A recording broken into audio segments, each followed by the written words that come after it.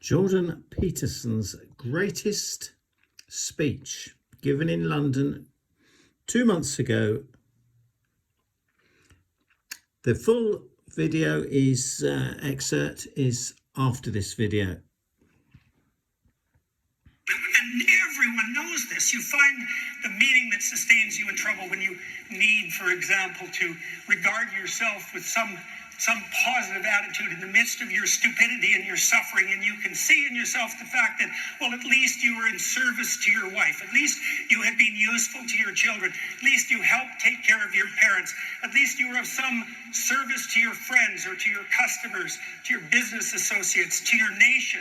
You find that meaning in service, and that service is in service of that harmony that makes up the entire Jacob's ladder that stretches from earth to heaven, and it's always been that way.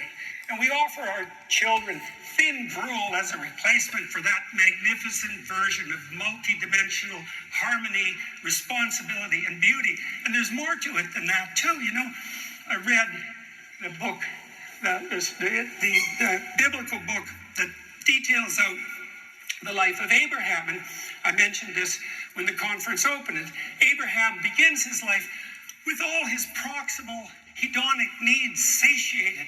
And the voice of God comes to him and says, go out into the world, get away from what's merely infantile and satiating, and have the adventure of your life. And that's a good bargain, because we're built not for mere proximal infantile satiation of our base desires, but to move out into the world like the adventurers that we are, and to face the complexities of the catastrophic future with a certain degree of nobility and courage, and to hoist the world on our shoulders and to struggle uphill. And it's in that struggle that the meaning of life emerges. If you lived your life completely, maybe it would justify itself, right? If you could, and where would you find the meaning that justifies the suffering in life? And the answer to that is, well, you find it in the burden of responsibility, because the burden of responsibility isn't a burden. It's the greatest opportunity you could possibly have. And you know perfectly well, when you're trying to decide if your own life is worth having, that if someone comes up to you even once and says, you know, what you did for me, it really mattered. And that might get you through like a week of rough times. Just the mere fact that it was obvious that the sacrifices that you made in relationship to others actually made a difference. And you can make a continual difference in your life if you adopt the proper sacrificial attitude, right?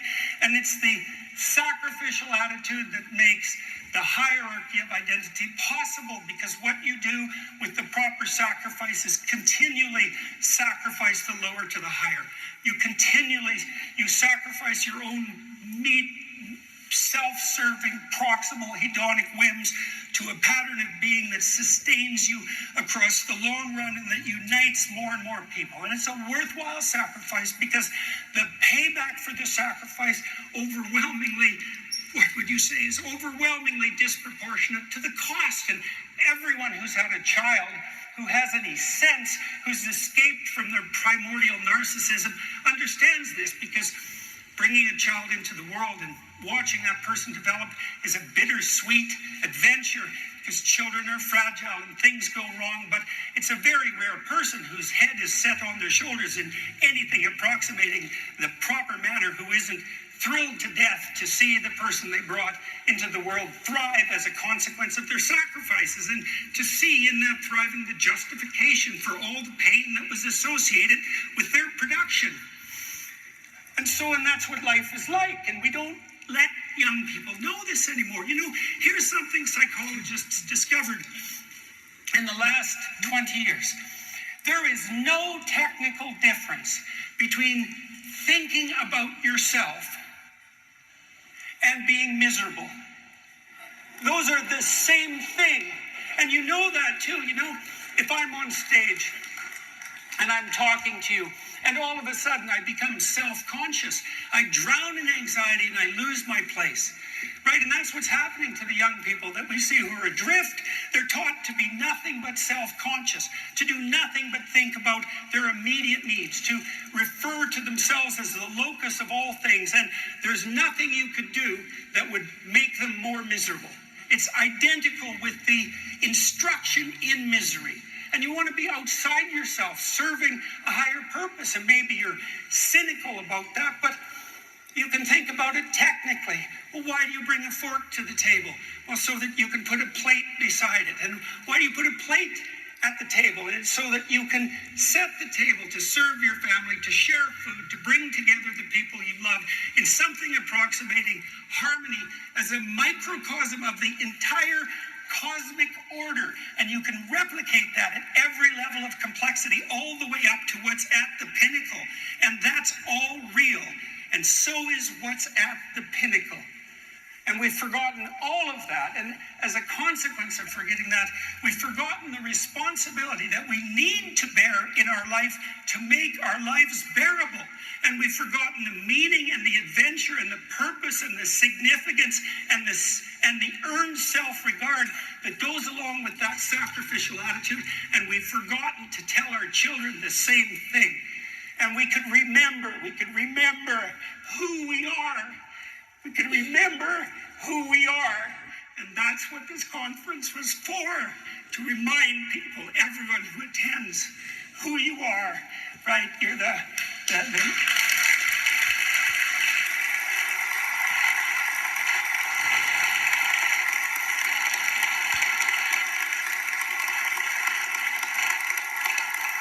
You're the men and women, individuals made in the image of God, who stumble eternally uphill towards the Jerusalem on the hill, the shining city on the hill.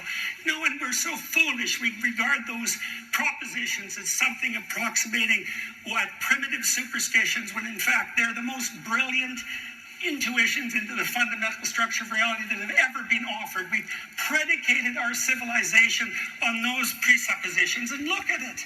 It's not so bad. We've brought wealth and plenty to billions of people around the world. We've been struggling uphill properly, and if we were wise and faithful and courageous and responsible, we could continue to spread that to everyone. We could eradicate absolute poverty. We could bring about a time of abundance and opportunity for everyone, and we'll do that. We can do that if we hoist the world on our individual shoulders and operate collectively in this harmonious manner and continue the struggle uphill toward the city of God.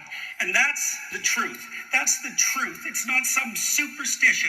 It's not some primitive defense against death anxiety. It's not the opiate of the people, right? It's the call to divine responsibility. And to the degree that each of us act it out in the confines of our own life, we do what I suggested at the beginning of this conference, which is tilt the world towards heaven and away from hell. And we're put this conference together to encourage people to do exactly that, in the belief that it is, in fact, the people who can do exactly that. Not only can, but must. Any attempt to circumvent that responsibility merely brings about some, what would you say, oscillating tension between absolute tyranny and utter slavery, right? As a responsible citizen, bearing the weight of the world on your shoulders, you obliviate the necessity for the tyrant and the slave. And so that's what we want to do, and that's what we encourage all of you to do, and to leave this conference thinking deeply about what it is that you could offer to the world if you threw everything that you had into it, because life is a very difficult proposition, and you're not going to be the glorious success that you could be unless you throw yourself into it utterly, wholeheartedly, accepting it in all its terrible expanse of catastrophe and possibility, and realizing in yourself the person who has that divine responsibility, along with all the rights that are attendant upon that, to set the world straight. My sense is that if enough of us realize that sufficiently, there's nothing we couldn't accomplish. There's no desert we couldn't make bloom. There's no reason for zero-sum Malthusian pessimism, right? We could have what we wanted if we truly wanted it, if we truly sought for it, if we truly asked for it. It would make itself manifest as a consequence of our faith and our responsibility, the adoption of our proper identity. And so you're invited to do that as the individuals, the worthy individuals that you are, who were called to this place because you had let enough of the light inside of you out to shine enough on other people so that your value was clearly made manifest, and we tried to. Marvellous words by Jordan. The full video follows. There's one marvellously comforting thought that I want to add, and that the benevolent, loving Creator, the Father to us all, looks upon us as his children with as much love or more than Jordan feels for humanity.